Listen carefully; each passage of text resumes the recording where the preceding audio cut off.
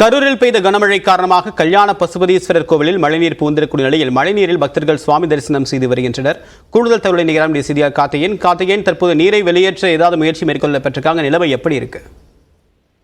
கரூர் மாவட்டத்தில் சுமார் 1 மணி நேரத்திற்கு மேலாக தற்போது கனமழை பெய்தது. குறிப்பாக மாநகர பகுதியில் கனமழை வெளுத்து வாங்குகிறது. மற்ற பகுதிகளிலும் இதே போல் விட்டு விட்டு தற்போது வரை 1 மணி நேரத்திற்கு மேலாக கனமழை பெய்து வருகிறது. குறிப்பாக கரூர் மாநகரத்தின் மைய பகுதியில் அமைந்துள்ள அந்த கரூர் கல்யாண பசுதீஸ்வரர் கோவிலில் சுற்றுப்புறத்தில் உள்ள பகுதிகள் மற்றும் உள் பிராகாரங்களில் பெய்யும் கனமழையானது வெளியில் வடிவதற்கு வழி இல்லாமல் உட்புறங்களில் உள்ள சாமி தரிசனம் செய்யும் இடத்திற்கு அந்த பள்ளமாக இருப்பதால் அங்கே மழை தண்ணீர் சுமார் கிட்டத்தட்ட முழங்கால் ஆழத்திற்கு தண்ணீர் உள்ளே சென்றுள்ளது. அந்த பகுதியில் சாமி தரிசனம் செய்து கொண்டிருந்த பக்தர்கள் திடீரென்று மழைநீர் உள்ளே வருவதை அறிந்த பக்தர்கள் ஓரமாக நின்று கொண்டும் மற்றும் தண்ணீரில் நடந்தும் தற்போது சாமி தரிசனம் செய்து வருகின்றனர்.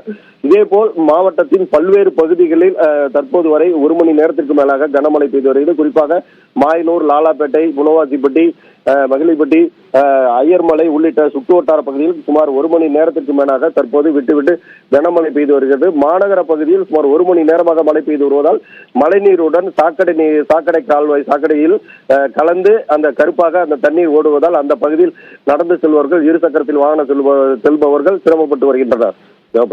தகவலுக்கு நன்றி கார்த்திகேயன்.